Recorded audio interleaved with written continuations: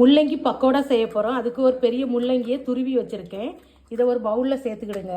3 பெரிய வெங்காயத்தை நீள நீளமாக கட் பண்ணி இதை சேர்த்துக்கிடுங்க. கருவேப்பிலை சேர்த்துக்கிடுங்க. பூண்டு கொஞ்சம் அரைச்சி கொரகொரப்பாக அரைச்சி சேர்த்துக்கிடுங்க. அது 1 ஸ்பூன் இருக்கட்டும். ஸ்பூன் மிளகாத்தூள் பக்கோடாவுக்கு தேவையான அளவு உப்பு சேர்க்கலாம். மிக்ஸ் பண்ணிக்கிடலாம். உப்பு மிளகாயெல்லாம் நல்லா ஃபஸ்ட்டு கலந்துக்கிடலாம். இந்த இதில் கொஞ்சம் தண்ணி விடும். நம்ம தண்ணி எதுவும் சேர்க்காதீங்க. 1/2 கப்பு அரிசி மாவு போட்டுக்கிடுங்க. 1 கப்பு கடலை மாவு போட்டு நல்லா மிக்ஸ் பண்ணிக்கலாம். தண்ணி ஊற்றாமல் நல்லா மிக்ஸ் பண்ணிக்கிடுங்க. ஏன்னா முள்ளங்கியில் தண்ணி விடும், வெங்காயத்துலையும் தண்ணி விடும். தண்ணி எதுவுமே நான் சேர்க்க தண்ணி எதுவுமே ஊற்றலை. பாருங்கள், பக்கோடா பதத்துக்கு வந்துருச்சு.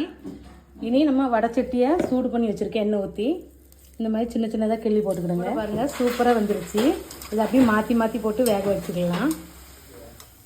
பக்கோடாவை நல்லா வடித்து எடுத்துக்கிடுங்க. பக்கோடாவை குழந்தைகளுக்கு சாஸ் தொட்டு சாப்பிடுவாங்க. இப்படி செஞ்சு கொடுங்க. முள்ளங்கி வந்து சில குழந்தைகள் சாப்பிட மாட்டாங்க. அவங்களுக்கு இந்த மாதிரி பக்கோடா மாதிரி செஞ்சு கொடுங்க. டேஸ்ட்டும் பக்காவாக இருக்கும்.